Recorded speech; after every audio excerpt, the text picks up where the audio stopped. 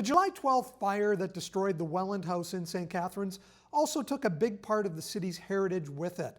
Elizabeth Vlossak, Associate Professor of History at Brock, to you it's much more than just losing some bricks and mortar. Yes, it is. The loss of the Welland House is so much more than just the loss of the building. It's a loss of a piece of our history, a really important piece of our history, and of our heritage.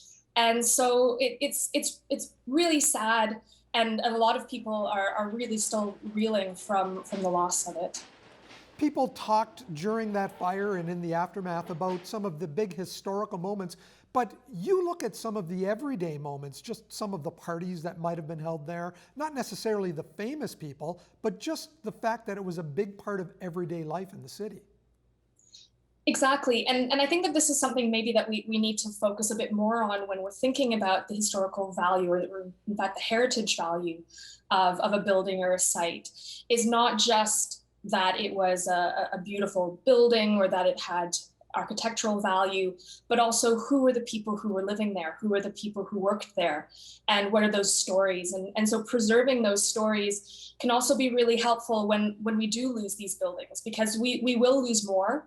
And in some cases, buildings can't be replaced, or they can't be renovated to preserve them. They have to be torn down, and it's really sad, but just because it's old doesn't mean that it has to be protected or it can be protected. So it's really important that we preserve those memories and preserve those stories before the buildings are gone, but also work really hard to protect and preserve the sites and the buildings that we deem are of significant value to our history and our heritage. Elizabeth, the History Department is embarking on a project with third-year students to recreate digitally the streetscape of downtown from years past. Why are projects like that important? So these are projects that are really important, really as a means of preserving as much as we can. The problem with losing these kinds of buildings is that you can never replace them. Even if something was rebuilt to look exactly the way it was before, you're still not going to be able to capture sort of the sense that this was a building that was a witness to history. It witnessed this really momentous shift in the history of St. Catharines. It was one of these last of these 3 spa hotels that had been built in the mid-century. It went through all of these transformations throughout the early 20th century and into the late 20th century, and so it's those stories and the meaning that's associated. The fact that this was a building was a witness. I know that Adrian Petrie over at the St. Catharines Museum referred to the hotel as an old friend.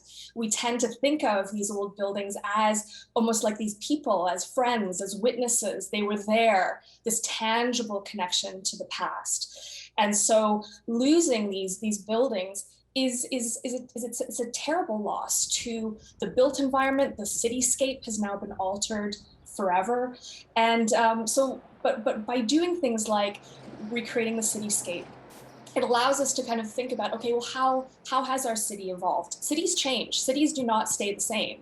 They always change. They evolve. So how did it look in the past? How has it changed? How did people live? And so thinking about not only how people lived in the past and what our city looked like and how it changed and how historic processes and events shaped and changed our city, but also it allows us to sort of reflect on, okay, now this is what the city looks like now. Do we want it to continue looking a certain way? Are there certain features in our cityscape and our landscape that are deemed worthy of preservation and protection? Well, let's hope that we can preserve and protect more of these buildings before it's too late. Elizabeth, thanks for joining us. Thank you so much.